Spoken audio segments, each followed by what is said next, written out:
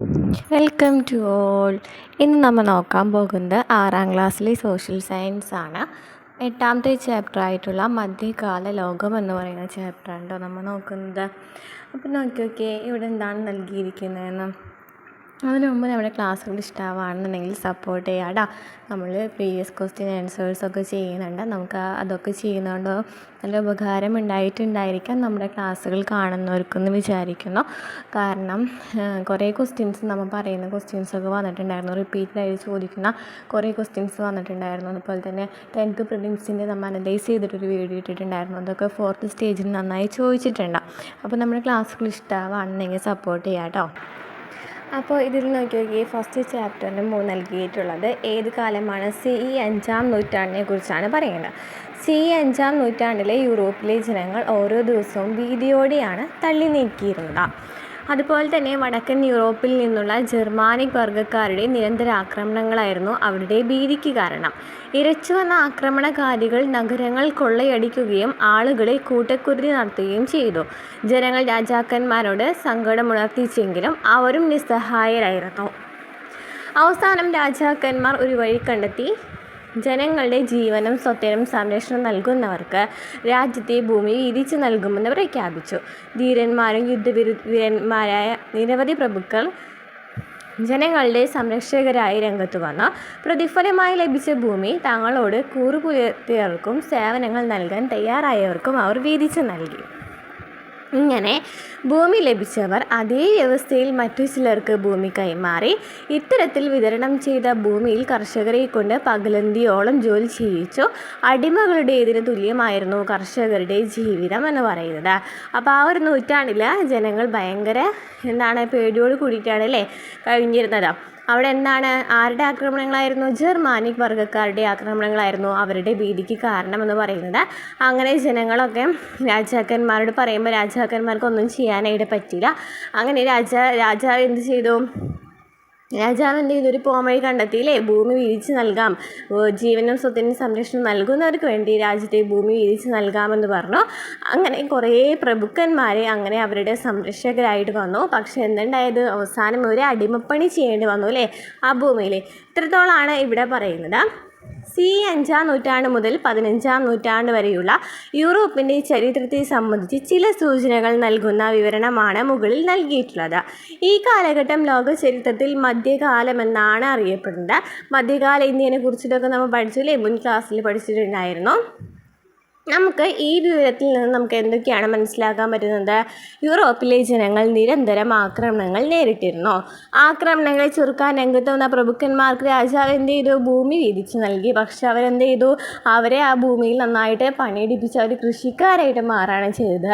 അതുപോലെ തന്നെ അവരെ അടിമകളായിട്ടായിരുന്നു കണ്ടിരുന്നത്. മധ്യകാല യൂറോപ്യൻ സമൂഹത്തിൽ പല വിഭാഗങ്ങളുണ്ട്. ഏതൊക്കെയാണ്? ഏറ്റവും മുകളിലുള്ളത് രാജാവാണ്. അങ്ങനെ പ്രഭുക്കന്മാർ വന്നു എന്ന് പറഞ്ഞു. അങ്ങനെ പ്രഭുക്കന്മാർ വന്നു. ഈ പ്രഭുക്കന്മാരുടെയും കർഷകരുടെയും ഇടയിൽ ഒരു ഇടപ്രഭുക്കന്മാരുണ്ടായിരുന്നു. അതിനുശേഷം കർഷകർ അങ്ങനെ താഴെ തട്ടിലായിരുന്നു കർഷകർ കിടന്നിരുന്നത്. ഏറ്റവും മുകളിൽ രാജാവ്, പിന്നെ പ്രഭുക്കന്മാർ, പിന്നെ ഇടപ്രഭുക്കന്മാർ, പിന്നെ കർഷകർ. ഈ സമൂഹത്തിലെ ഏറ്റവും ഉയർന്ന സ്ഥാനം ആർക്കായിരുന്നു? രാജാവിനായിരുന്നു. രാജ്യത്തെ മുഴുവൻ ഭൂമിയുടെയും ഉടമസ്ഥൻ രാജാവായിരുന്നു. രാജാവ് ഭൂമി പ്രഭുക്കന്മാർക്ക് നൽകി. ഇതിന് പകരമായിട്ട് പ്രഭുക്കന്മാർ രാജാവിന് എന്ത് ചെയ്യണം? സൈനിക സേവനം നൽകണം. ഓരോ പ്രഭുവും തനിക്ക് ലഭിച്ച ഭൂമിയുടെ ഒരു ഭാഗം ഇടപ്രഭുക്കന്മാർ എന്ന മറ്റൊരു വിഭാഗത്തിന് നൽകി. പകരം പ്രഭുക്കന്മാർ അവരിൽ നിന്നും സേവനങ്ങൾ ആവശ്യപ്പെട്ടു. ഇത്തരത്തിൽ ഭൂമിയുടെ ഉടമസ്ഥാവകാശം അടിസ്ഥാനമാക്കി മധ്യകാല യൂറോപ്പിൽ രൂപപ്പെട്ട സാമൂഹ്യ വ്യവസ്ഥയാണ് ഫ്യൂഡലിസം എന്ന് വിളിക്കുന്നത്. അപ്പോൾ എന്താണ് ഫ്യൂഡലിസം എന്ന് വെച്ചാൽ? ഇതുപോലെ പ്രഭുക്കന്മാർ, ഇടപ്രഭുക്കന്മാർ, അതുപോലെ തന്നെ താഴെ തട്ടിൽ കർഷകരാണ് ഉണ്ടായിരുന്നത്. ഏറ്റവും മുകളിൽ രാജാവായിരുന്നു ഉണ്ടായിരുന്നത്. അങ്ങനെ രാജാവിൻ്റെ കീഴിലായിരുന്നു പ്രഭുക്കന്മാരുണ്ടായിരുന്നത്. പ്രഭുക്കന്മാർക്ക് ഭൂമി വീതിച്ച് നൽകിയപ്പോൾ അവർ കുറച്ച് സേവനങ്ങൾ ആർക്ക് നൽകണം? രാജാവിന് നൽകണമെന്ന് പറഞ്ഞിട്ടുണ്ടായിരുന്നു. അതുപോലെ തന്നെ ഇവർ കുറച്ച് ഭൂമി ആർക്ക് കൊടുത്തു? ഇടപ്രഭുക്കന്മാർക്ക് കൊടുത്തു. അവരും ആർക്ക് സേവനങ്ങൾ നൽകണം? പ്രഭുക്കന്മാർക്ക് സേവനങ്ങൾ നൽകണം. അങ്ങനെ പോകുന്നതിനെയാണെന്ന് പറയുന്നത് ഫ്യൂഡലിസം എന്ന് പറയുന്നത്. ഫ്യൂഡൽ സമൂഹത്തിൻ്റെ ഏറ്റവും താഴെ തട്ടിലുള്ളവർ കർഷകരായിരുന്നു. നമ്മൾ കണ്ടൂലേ, കർഷകരായിരുന്നു. സമൂഹത്തിൽ ഏറ്റവും കൂടുതലുള്ള വിഭാഗം എന്ന് പറയുന്നത് ഏതാണ്? കർഷകരായിരുന്നു. ഏറ്റവും കൂടുതൽ അവിടുത്തെ ജനവിഭാഗങ്ങളായിരുന്നു കർഷകരായിരുന്നു. ഏറ്റവും കൂടുതലുണ്ടായിരുന്ന വിഭാഗം എന്ന് ചോദിച്ചാൽ പ്രഭുക്കന്മാരുടെ കൃഷിയിടങ്ങളിലും വീടുകളിലും ജോലി ചെയ്യുവാൻ ഇവർ നിർബന്ധിതരായിരുന്നു.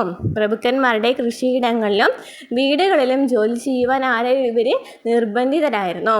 പ്രഭുക്കന്മാരുടെ കൈവശമുണ്ടായിരുന്ന വിശാലമായ പ്രദേശങ്ങളെ മാനർ എന്നാണ് വിളിച്ചിരുന്നത്.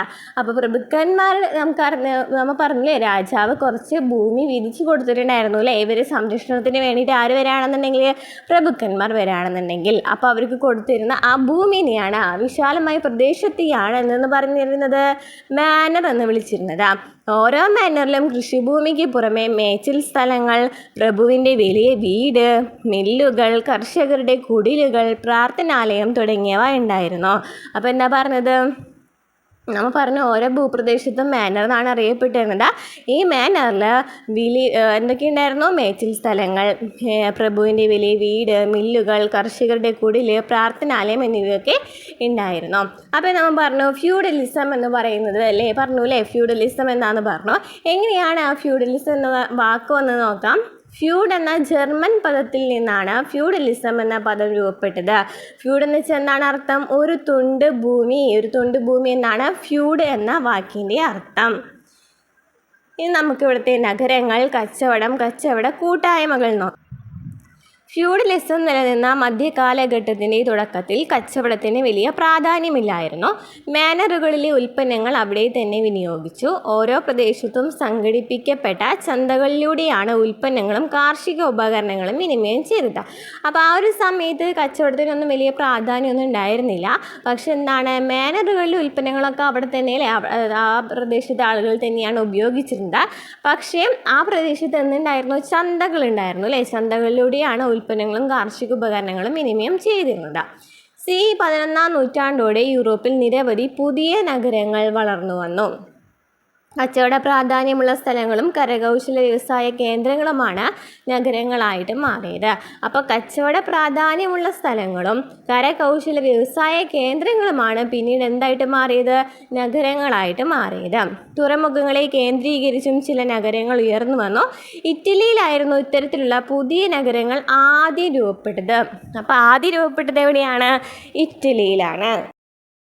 അപ്പോൾ അങ്ങനെ അവിടെ കച്ചവട പ്രാധാന്യമുള്ള സ്ഥലങ്ങളും കരകൗശല വ്യവസായ കേന്ദ്രങ്ങളൊക്കെയാണ് പിന്നീട് നഗരങ്ങളായിട്ട് മാറിയത്.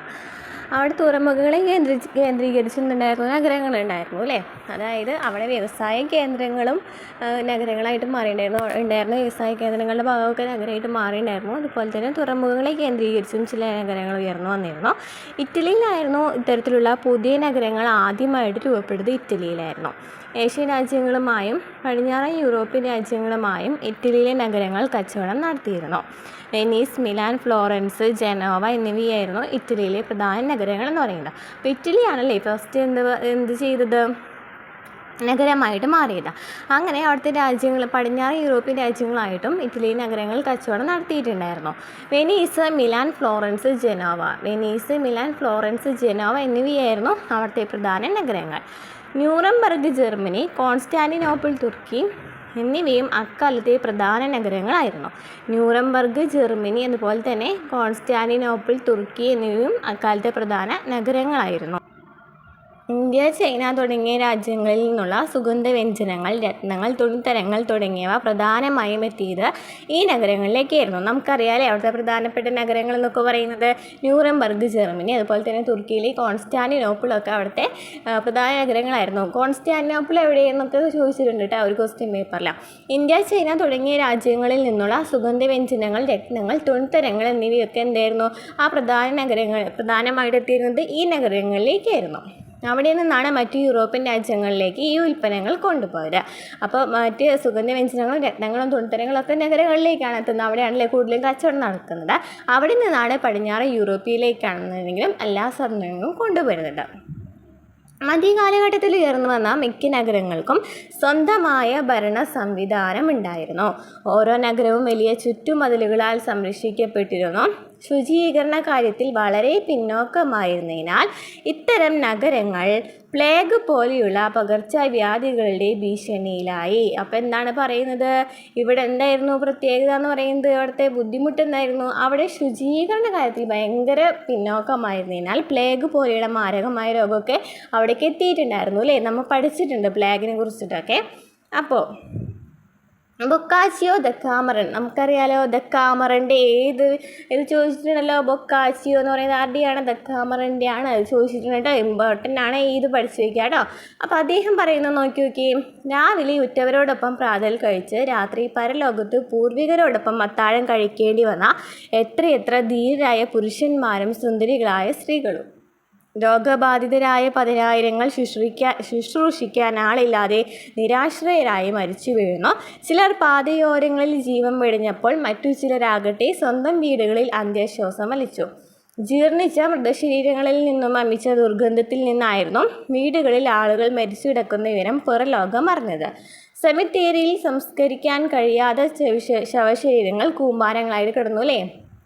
അവിടെ എന്താണ് സംഭവിച്ചത്, മധ്യകാല നഗരങ്ങൾ നേരിട്ട ഏറ്റവും വലിയ ഭീഷണിയായിരുന്നു പ്ലേഗ് എന്ന രോഗം. പ്ലേഗ് ബാധിച്ച ഒരു നഗരത്തിൻ്റെ ചിത്രമാണ് ബൊക്കാച്ചിയോ നൽകിയത്. അപ്പോൾ ബൊക്കാച്ചിയോയുടെ ദക്കാമറനിൽ പറയുന്നത് എന്താണ്, പ്ലേഗ് ബാധിച്ച നഗരത്തെ കുറിച്ചിട്ടാണ്. തുറമുഖ നഗരങ്ങളായിരുന്നു പ്ലേഗിൻ്റെ ഭീഷണി പ്രധാനമായും നേരിട്ടത്. കപ്പലുകളിൽ ചരക്കുകൾക്കൊപ്പം എത്തിച്ചേർന്ന എലികളായിരുന്നു പ്ലേഗ് പരത്തിയത്. അപ്പോൾ പ്ലേഗ് പരത്തിയത് ആരായിരുന്നു, കപ്പലുകളിൽ ചരക്കുകൾക്കൊപ്പം എത്തിച്ചേർന്ന എലികളായിരുന്നു. ആയിരക്കണക്കിന് ആളുകൾ മരണത്തിനിടയാക്കിയ പ്ലേഗ് അന്ന് കറുത്ത മരണമെന്നാണ് അറിയപ്പെട്ടിരുന്നത്. അപ്പോൾ കറുത്ത മരണം എന്നറിയപ്പെടുന്നത് ഏത് രോഗമാണ്, പ്ലേഗ് ആണല്ലേ, പ്ലേഗ് ആണ്. CE 1300 73 ദശലക്ഷം ഉണ്ടായിരുന്ന യൂറോപ്പിലെ ജനസംഖ്യ ഒരു നൂറ്റാണ്ട് കഴിഞ്ഞപ്പോൾ 45 ദശലക്ഷമായി കുറഞ്ഞ് അവിടുത്തെ ഭൂരിഭാഗം ജനങ്ങളും മരിച്ചു അല്ലേ. അതാണ് പറയുന്നത്. അപ്പോൾ പ്ലേഗ് ഇമ്പോർട്ടൻ്റ് ആണ്. കറുത്ത മരണം എന്നറിയപ്പെടുന്നത് പ്ലേഗ് ആണ്. അതുപോലെ തന്നെ ബൊക്കാച്ചിയോയുടെ ദക്കാമരണം എന്ന് പറയുന്നതിലാണ് പ്ലേഗിനെ കുറിച്ച് ഡീറ്റെയിൽ ആയിട്ട് പറയുന്നത്. അപ്പോൾ മധ്യകാലഘട്ടത്തിൽ വളർന്നു വന്ന നഗരങ്ങളാണ് ന്യൂറംബർഗ്, മിലാൻ, വെനീസ്, ഫ്ലോറൻസ്, അതുപോലെ കോൺസ്റ്റാന്റിനോപ്പിൾ, ജനോവ എന്നൊക്കെ പറയുന്നത് നമ്മൾ നേരത്തെ പറഞ്ഞു. യൂറോപ്പിൽ പുതുതായി വളർന്നു വന്ന നഗരങ്ങൾ കരകൗശല വ്യവസായത്തിൻ്റെയും കച്ചവടത്തിൻ്റെയും കേന്ദ്രങ്ങളായിരുന്നു. യൂറോപ്പിൽ പുതുതായി വളർന്നു വന്ന നഗരങ്ങൾ കരകൗശല വ്യവസായത്തിൻ്റെയും കച്ചവടത്തിൻ്റെയും കേന്ദ്രങ്ങളായിരുന്നു. ഈ നഗരങ്ങളിലെ കച്ചവടക്കാർ ഗിൽഡുകൾ, ഗിൽഡുകൾ ചോദിച്ചിട്ടുണ്ട് കേട്ടോ. ഗിൽഡുകളാണ് കച്ചവടക്കാർ അറിയപ്പെട്ടിരുന്നത്. ആ സമയത്തുണ്ടായിരുന്ന കച്ചവടക്കാരെ ഗിൽഡുകൾ എന്നാണ് അറിയപ്പെട്ടിരുന്നത്. കച്ചവടക്കാർക്ക് പുറമെ ഇരുമ്പ് പണിക്കാർ, സ്വർണ്ണപ്പണിക്കാർ, തുകൽ പണിക്കാർ, മരപ്പണിക്കാർ എന്നിവരും ഗിൽഡുകളിൽ രൂപീകരിച്ചിരുന്നു. വിവിധ തരം ഉൽപ്പന്നങ്ങളുടെ വില, ഗുണനിലവാരം, തൊഴിലാളികളുടെ ജോലി സമയം എന്നിവ നിശ്ചയിച്ചത് ഗിൽഡുകളായിരുന്നു. അപ്പം എന്തൊക്കെയാണ് ഇവിടെ പറഞ്ഞത്, യൂറോപ്പിൽ പുതുതായി വളർന്നു വന്ന നഗരങ്ങൾ കരകൗശല വ്യവസായത്തിൻ്റെയും കച്ചവടത്തിൻ്റെയും കേന്ദ്രങ്ങളായിരുന്നു. ആ കച്ചവടക്കാരെ ഗിൽഡുകൾ എന്നാണ് അറിയപ്പെട്ടിരുന്നത്. ഇരുമ്പ് പണിക്കാർ, സ്വർണ്ണപ്പണിക്കാർ, തുകൽ പണിക്കാർ, മരപ്പണിക്കാർ എന്നിവരും ഗിൽഡുകൾ രൂപീകരിച്ചിരുന്നു. വിവിധ തരം ഉൽപ്പന്നങ്ങളുടെ വില, ഗുണനിലവാരം, തൊഴിലാളികളുടെ ജോലി സമയം എന്നിവ നിശ്ചയിച്ചതും ഗിൽഡുകളായിരുന്നു. ഇനി വിജ്ഞാനകലയെ കുറിച്ച് പറയുന്നുണ്ട് അല്ലേ. വിജ്ഞാനകല എന്ന് പറയുന്നത് മധ്യകാല യൂറോപ്പിൽ എങ്ങനെയായിരുന്നു? മധ്യകാല യൂറോപ്പിൽ വിജ്ഞാനം, കല എന്നീ മേഖലകളിൽ ശ്രദ്ധേയമായ പുരോഗതി ഉണ്ടായി. ക്രിസ്ത്യൻ പള്ളികളും സന്യാസി മഠങ്ങളുമായിരുന്നു വിദ്യാഭ്യാസത്തിൻ്റെ പ്രധാന കേന്ദ്രങ്ങൾ. അപ്പോൾ അന്ന് വിദ്യാഭ്യാസത്തിൻ്റെ പ്രധാന കേന്ദ്രങ്ങൾ ഏതൊക്കെയായിരുന്നു? ക്രിസ്ത്യൻ പള്ളികളും സന്യാസി മഠങ്ങളുമായിരുന്നു. സന്യാസി മഠങ്ങളോടനുബന്ധിച്ച് ലൈബ്രറികൾ ഉണ്ടായിരുന്നു. അച്ചടി സമ്പ്രദായം ഇല്ലാതിരുന്ന കാലത്ത് പല പുസ്തകങ്ങളുടെയും കയ്യെഴുത്ത് പ്രതികൾ ഉണ്ടാക്കി സന്യാസി മഠങ്ങളിൽ സൂക്ഷിച്ചിരുന്നു. അപ്പോൾ അന്ന് അറിയുന്നത് ലൈബ്രറി ഉണ്ടായിരുന്നു. അതുപോലെ തന്നെ വിദ്യാഭ്യാസത്തിൻ്റെ പ്രധാന കേന്ദ്രങ്ങൾ ക്രിസ്ത്യൻ പള്ളികളും സന്യാസി മഠങ്ങളൊക്കെ ആയിരുന്നു. അച്ചടി സമ്പ്രദായം ഉണ്ടായിരുന്നില്ല. അത് കാരണം കയ്യെഴുത്ത് പ്രതിയായിട്ടായിരുന്നു ബുക്കുകളൊക്കെ സൂക്ഷിച്ചിരുന്നത്. അപ്പോൾ നമുക്ക് ഈ കയ്യെഴുത്ത് പ്രതി എങ്ങനെയാണ് ഉണ്ടാക്കുന്നതെന്ന് ചിത്രകാരൻ്റെ ഭാവനയിൽ പറയുന്നുണ്ട് അല്ലേ, എഴുതിക്കൊണ്ട്. ഇനി മധ്യകാലഘട്ടത്തിൽ യൂറോപ്പിൽ നിരവധി സർവകലാശാലകൾ ഉണ്ടായിരുന്നു. അപ്പോൾ നമ്മൾ പറഞ്ഞു വിദ്യാഭ്യാസ കേന്ദ്രങ്ങളുണ്ട്, സർവകലാശാലകളുണ്ട്. വിജ്ഞാനത്തിൻ്റെ കേന്ദ്രങ്ങളായിരുന്നു അവ എന്ന് പറയുന്നത്. ഏതൊക്കെയാണ് സർവകലാശാലകൾ? ഇറ്റലിയിൽ പാവിയ, പാദുവ പഠിച്ചു വയ്ക്കുക കേട്ടോ. ഇറ്റലിയിൽ പാവിയ, പാദുവ. സ്പെയിനിൽ പാർമ, കൊർദോവ. ഫ്രാൻസിൽ Paris, Toulouse, England Oxford, Cambridge university ഒക്കെ ഇമ്പോർട്ടൻ്റ് ആണോ? കേംബ്രിഡ്ജ് യൂണിവേഴ്സിറ്റി അറിയാമല്ലേ, ഫേമസ് ആയിട്ടുള്ള യൂണിവേഴ്സിറ്റിയാണ്. നമ്മളുടെ ആദ്യത്തെ ഇക്കോളി ബാക്ടീരിയ അല്ലേ, ആദ്യത്തെ കൃത്രിമ ബാക്ടീരിയ ആയ ഇക്കോളി ബാക്ടീരിയ ഒക്കെ എടുത്തത് എവിടെ നിന്നാണ്? കേംബ്രിഡ്ജ് യൂണിവേഴ്സിറ്റിയിലായിരുന്നു അല്ലേ വികസിപ്പിച്ചെടുത്തത്. ഓക്കെ, അപ്പോൾ ഇറ്റലിയിലെ Pavia, Padua, Spain Parma Cordova, France Paris, Toulouse, England Oxford, Cambridge. മധ്യകാലഘട്ടത്തിൽ നിർമ്മിച്ച ക്രിസ്ത്യൻ പള്ളികൾ അക്കാലത്തെ വാസ്തുവിദ്യാരംഗത്തെ നേട്ടങ്ങൾക്ക് ഉദാഹരണമാണ്. അപ്പോൾ വാസ്തുവിദ്യാരംഗത്തെ നേട്ടങ്ങൾക്ക് ഉദാഹരണം എന്നാണ് പറയുന്നത് ക്രിസ്ത്യൻ പള്ളികളാണ്. കമാനങ്ങളും വിശാലമായ മുറികളും അക്കാലത്ത്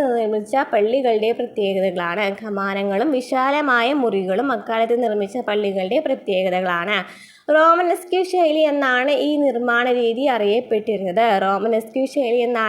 ഈ പള്ളികളിലെ കമാനങ്ങളും വിശാലമായ മുറികളുണ്ടായിരുന്നു. ആ ശൈലിനെ അറിയപ്പെട്ടിരുന്നത് എന്താണ്? റോമനസ്ക്യൂ ശൈലി എന്നാണ്.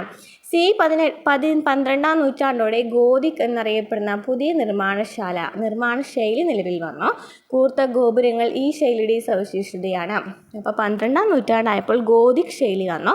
ഈ ഗോതിക് ശൈലിയുടെ പ്രത്യേകത എന്ന് പറയുന്നത് എന്താണ്? കൂർത്ത ഗോപുരങ്ങളാണ്. നമുക്ക് നൽകിയിട്ടുണ്ട് അല്ലേ, റോമനസ്ക്യൂ ശൈലി എന്ന് പറയുന്നത് നൽകിയിട്ടുണ്ട്. അതുപോലെ തന്നെ കൂർത്ത ഗോപുരങ്ങളുള്ള ഗോതിക് ശൈലി നൽകിയിട്ടുണ്ട്. വിശാലമായ മുറിയാണ് റോമനസ്ക്യൂ ശൈലിയിൽ ഉണ്ടായിരുന്നത്. ഇനി മധ്യകാല ചൈനയും അറബ് ലോകവും. എന്താണ് മധ്യകാല ചൈനയും അറബ് ലോകത്തെക്കുറിച്ച് പറയുന്നത്? മധ്യകാല യൂറോപ്പിനെ കുറിച്ച് നാം പഠിച്ചു. മധ്യകാലഘട്ടത്തിൽ വിജ്ഞാനത്തിൻ്റെയും കലയുടെയും മേഖലയിൽ ശ്രദ്ധേയമായ സംഭാവനകൾ നൽകിയവരായിരുന്നു ഈ ചൈനക്കാരും അറബികളും. അച്ചടി യന്ത്രം, വെടിമരുന്ന് എന്നിവ ചൈനക്കാരുടെ കണ്ടുപിടുത്തങ്ങളാണ്. അപ്പോൾ അച്ചടി യന്ത്രം, വെടിമരുന്ന് അത് ചോദിച്ചിട്ടുണ്ട് കേട്ടോ. അച്ചടി യന്ത്രം, വെടിമരുന്ന് ആരുടെയാണ്? ചൈനക്കാരുടെ കണ്ടുപിടുത്തങ്ങളാണ്. ഇവ ചൈനക്കാരിൽ നിന്നാണ് യൂറോപ്യർ മനസ്സിലാക്കിയത്. അച്ചടി വിദ്യ വിജ്ഞാനത്തിൻ്റെ വളർച്ചയെ സഹായിച്ചു. കടൽ യാത്രകളിൽ ദിശ മനസ്സിലാക്കാൻ സഹായിക്കുന്ന വടക്കുനോക്കി യന്ത്രവും ചൈനക്കാരുടെ കണ്ടുപിടുത്തമാണ്. വാസ്തുവിദ്യാരംഗത്തും ചൈനക്കാർ വിദഗ്ധരായിരുന്നു. പഗോഡകൾ എന്നറിയപ്പെടുന്ന ബുദ്ധ ദേവാലയങ്ങൾ അവരുടെ നിർമ്മാണ വൈഭവത്തിന് തെളിവാണ്. അപ്പോൾ പഗോഡകൾ എന്ന് പറയുന്നതും അതുപോലെ തന്നെ എന്താണ്? അച്ചടി യന്ത്രവും വെടിമരുന്നും കൊണ്ടുവന്നത് എവിടെ നിന്നാണ്? ചൈനക്കാരാണ് കൊണ്ടുവന്നത്. അപ്പോൾ മധ്യകാല ചൈനയിൽ നമ്മൾ എന്തൊക്കെ പറഞ്ഞു? അച്ചടി യന്ത്രം പറഞ്ഞു, അതുപോലെ തന്നെ എന്താ പറഞ്ഞത്? വെടിമരുന്ന് പറഞ്ഞു, പിന്നെ എന്തൊക്കെയാണ് പറഞ്ഞത്? പഗോഡകൾ പറഞ്ഞു. ഓക്കെ, ശാസ്ത്രം, സാഹിത്യം എന്നീ രംഗങ്ങളിലായിരുന്നു അറബികളുടെ പ്രധാന സംഭാവന. അപ്പോൾ അറബികളുടെ സംഭാവന കൂടുതലും ശാസ്ത്രത്തിലും സാഹിത്യത്തിലായിരുന്നു. അൽ റാസി, ഇബ്ൻ സിന എന്നിവർ വൈദ്യശാസ്ത്ര രംഗത്തെ പ്രതിഭകളായിരുന്നു. അൽ റാസി രചിച്ച വൈദ്യശാസ്ത്ര ഗ്രന്ഥമാണ് കിതാബുൽ ഹവേ. എന്ന് പറയുന്നത് ആരാണ്? അൽ റാസിയാണ് രചിച്ചത്. ഇബ്ൻ സിന രചിച്ച പുസ്തകമാണ് അൽ ഖാനൂൻ. എന്ന് പറയുന്നത് ഇബ്ൻ സിന രചിച്ചതും അൽ റാസി എന്ന് പറയുന്നത് കിതാബുൽ ഹവേ അല്ലേ. അൽ റാസി രചിച്ചത് കിതാബുൽ ഹവേയുമാണ്. ഒമർ ഖയ്യാം രചിച്ച റുബായിയത്ത്, ഫിർദൗസിയുടെ ഷാഹ്നാമ എന്നിവ കാലത്തെ പ്രധാന സാഹിത്യ സൃഷ്ടികളാണ്. ഒമർ ഖയ്യാം രചിച്ചത് റുബായിയത്തും അതുപോലെ തന്നെ ഫിർദൗസിയുടെ ഷാഹ്നാമയും അക്കാലത്തെ പ്രധാന സാഹിത്യ സൃഷ്ടികളാണ്. പ്രശസ്തമായ 1001 രാവുകൾ ആരുടെയാണ്? അറബികളുടെ മറ്റൊരു സംഭാവനയാണ്. 1001 രാവുകൾ. പുരാതന ഇന്ത്യ ശാസ്ത്ര സാങ്കേതിക രംഗങ്ങളിൽ കൈവരിച്ച പല നേട്ടങ്ങളും അറബികൾ മനസ്സിലാക്കുകയും അവരിലൂടെ അത് യൂറോപ്പിലേക്ക് എത്തുകയും ചെയ്തു. ഉദാഹരണം 0, ദശാംശ സമ്പ്രദായം എന്നിവ കൊണ്ടുവന്ന ആരാണ്? അറബികളാണ്. എന്താണ്? 0 അതുപോലെ തന്നെ ദശാംശ സമ്പ്രദായമൊക്കെ കൊണ്ടുവന്നത് അറബികളാണ്. അതുപോലെ തന്നെ ബുക്കുകൾ ഏതൊക്കെയാണ് നമ്മൾ പറഞ്ഞത്? അൽ റാസി, ഇബ്ൻ സിന എന്നിവർ വൈദ്യശാസ്ത്ര രംഗത്തെ പ്രതിഭകളായിരുന്നു. അൽ റാസി രചിച്ച വൈദ്യശാസ്ത്ര ഗ്രന്ഥമാണ് കിതാബുൽ ഹവേ. ഇബ്ൻ സിന രചിച്ചതാണ് അൽ ഖാനൂൻ. ഒമർ ഖയ്യാം രചിച്ചത് റുബായിയത്ത്, ഫിർദൗസിയുടെ ഷാഹ്നാമ എന്നിവയൊക്കെ അക്കാലത്തെ പ്രധാന സാഹിത്യ സൃഷ്ടികളാണ്. 1001 രാവുകൾ എന്ന് പറയുന്നതും അറബികളുടെയാണ്. അപ്പോൾ നമ്മൾ ഇവിടെ നോക്കിയിട്ടുണ്ടെ ഒമർ ഖയ്യാം, 1001 രാവുകൾ, ഷാഹ്നാമ, അൽ ഖാനൂൻ, അൽ റാസി എന്നിവരൊക്കെ ആരായിരുന്നു? ഇതൊക്കെ രചിച്ചിട്ടുള്ള ആളുകളായിരുന്നു അല്ലേ. മധ്യകാലഘട്ടത്തിലെ യൂറോപ്പിൻ്റെയും ചൈനയുടെയും അറബ് ലോകത്തിൻ്റെയും ചില പ്രധാന സവിശേഷതകൾ നമുക്ക് ഈ പാഠഭാഗത്തിൽ നിന്ന് മനസ്സിലായി. അതുപോലെ തന്നെ മധ്യകാലഘട്ടത്തിൻ്റെ അവസാനത്തോടെ കച്ചവടം ശക്തിപ്പെടുകയും കച്ചവട ബന്ധങ്ങളിലൂടെ സാംസ്കാരിക വിജ്ഞാന മേഖലകളിലെ പുരോഗതി മറ്റ് പ്രദേശങ്ങളിലേക്ക് എത്തിച്ചേരുകയും ചെയ്തു. അപ്പോൾ എന്തൊക്കെയാണ് നമ്മൾ ഈ ചാപ്റ്ററിൽ പഠിച്ചത്? മധ്യകാല യൂറോപ്പിലെ ഫ്യൂഡലിസം പഠിച്ചു, വിജ്ഞാനം, കല, നഗരങ്ങളുടെ വളർച്ച, സർവകലാശാലകൾ, പ്രധാന നഗരങ്ങൾ, ഗിൽഡുകൾ, വാസ്തുശില്പകലയായിട്ടുള്ള റോമനസ്ക്, ഗോതിക് ശൈലി പഠിച്ചു. അതുപോലെ തന്നെ മധ്യകാല ചൈനയിൽ നിന്ന് അച്ചടി യന്ത്രം, വെടിമരുന്ന്, വടക്കുനോക്കി യന്ത്രം, പഗോഡകൾ എന്നിവയൊക്കെ വന്നത് മധ്യകാല ചൈനയിൽ നിന്നാണ്. അറബികളിൽ വൈദ്യശാസ്ത്രത്തിൽ ഉണ്ടായിരുന്നവരാണ് അൽ റാസി ബിൻ സിന, സാഹിത്യത്തിൽ ഒമർ ഖയ്യാം, റുബായിയത്ത്, ഫിർദൗസി, ഷാഹ്നാമ, 1001 രാവുകൾ എന്നിവയൊക്കെ സാഹിത്യത്തിലാണ്. അപ്പം അറബികൾ വൈദ്യശാസ്ത്രം അതുപോലെ തന്നെ ശാസ്ത്രം സാഹിത്യ രംഗങ്ങളിലാണ് അറബികൾ ഫേമസ് ആയിരുന്നത്. ചൈനക്കാർ കൂടുതലും ഈ കണ്ടുപിടുത്തങ്ങളിലായിരുന്നു. അപ്പോൾ ഇത്രയൊക്കെയാണ് കേട്ടോ ഈ ചാപ്റ്ററിൽ പറയുന്നത്. മധ്യകാല യൂറോപ്പിൽ രൂപപ്പെട്ട സാമൂഹ്യ സാമ്പത്തിക രാഷ്ട്രീയ വ്യവസ്ഥയാണ് ഫ്യൂഡലിസം എന്ന് പറയുന്നത്. ഫ്യൂഡൽ സാമൂഹ്യ ശ്രേണിയിൽ ഏറ്റവും മുകൾ തട്ടിൽ രാജാവും താഴെ തട്ടിൽ കർഷകരുമായിരുന്നു. 11ാം നൂറ്റാണ്ടോടെയാണ് യൂറോപ്പിൽ നിരവധി നഗരങ്ങൾ ഉയർന്നു വന്നത്. കച്ചവടത്തിൻ്റെ വളർച്ചയായിരുന്നു ആ നഗരങ്ങളുടെ ആവിർഭാവത്തിന് പ്രധാന കാരണം. മധ്യകാലഘട്ടത്തിലെ കച്ചവടക്കാരുടെയും കരകൗശല തൊഴിലാളികളുടെയും കൂട്ടായ്മകളാണ് ഗിൽഡുകൾ. മധ്യകാലഘട്ടത്തിൽ യൂറോപ്പിൽ നിരവധി സർവകലാശാലകൾ നിലവിൽ വന്നു. ശാസ്ത്ര സാഹിത്യ മേഖലകളിൽ ലോക സംസ്കാരത്തിന് വിലപ്പെട്ട സംഭാവനകൾ നൽകിയവരാണ് ചൈനക്കാരും അറബിക്കാരും. ഇത്രയൊക്കെയാണ് ഈ ചാപ്റ്ററിൽ പറയുന്നത്. നമ്മുടെ ക്ലാസ്സുകൾ ഇഷ്ടമാണെന്നുണ്ടെങ്കിൽ സപ്പോർട്ട് ചെയ്യാം കേട്ടോ.